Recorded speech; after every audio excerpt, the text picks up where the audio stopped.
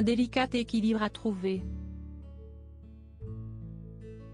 Romy Schneider et Alain Delon n'y sont pas parvenus. Dès leur rencontre en 1958, il y a eu des étincelles, tant par leur coup de foudre que par leurs différences fondamentales. Et cela n'a fait qu'empirer avec le temps qui passe. Pendant 4 ans, ils ont formé l'un des couples les plus emblématiques du cinéma. Les plus glamour aussi, ce qui ne les a pas empêchés de vivre des périodes difficiles. Si cela peut être rassurant de sortir avec quelqu'un qui fait le même métier que soi, cela peut également engendrer des frustrations. Surtout lorsque leurs carrières ne sont pas au même stade. Quand j'avais connu Alain, c'était lui le débutant prometteur et moi l'actrice à succès. Pour la première fois de ma vie, je devins jalouse. Jalouse de son succès, reconnaissait Romy Schneider, comme le rapporte le documentaire de France 3 Romy, femme libre. Car à ce moment-là, Alain Delon ne cesse plus de tourner. Il enchaîne les films, tandis que Romy Schneider ronge son frein. Pire, son fiancé lui conseille d'attendre.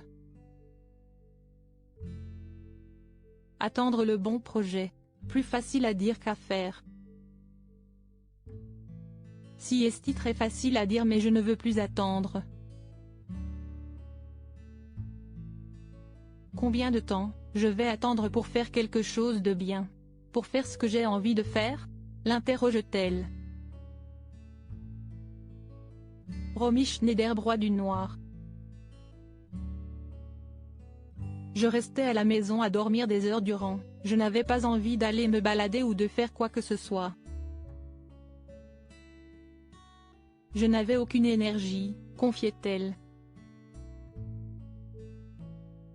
Désormais, ils ne font plus que se croiser.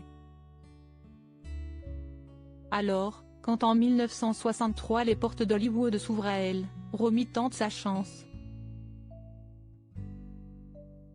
Alain est un jeune chien autodestructeur. Plus souvent nous étions séparés par notre travail, plus la situation devenait dangereuse pour nous deux, reconnaissait Romy Schneider.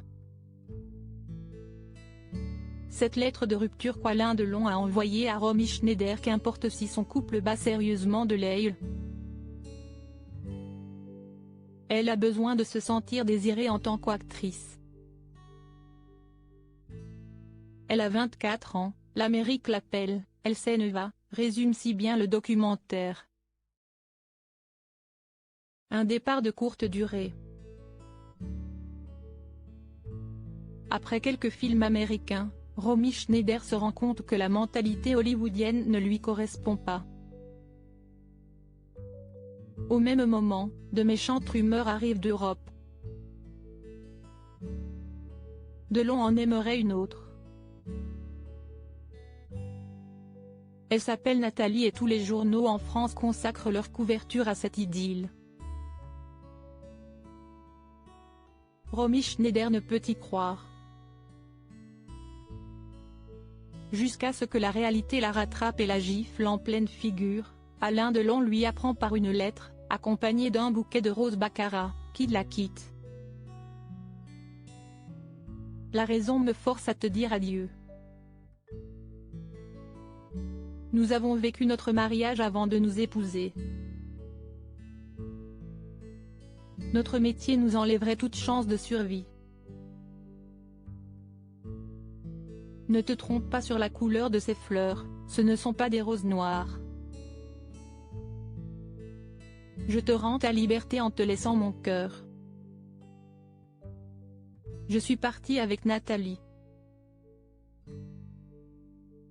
Pardonne-moi, Alain, aurait-il écrit, comme l'a rapporté l'auteur de La dernière vie de Romy Schneider, Bernard Pasquito.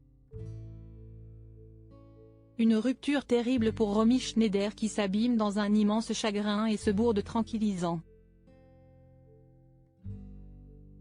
Loading widget.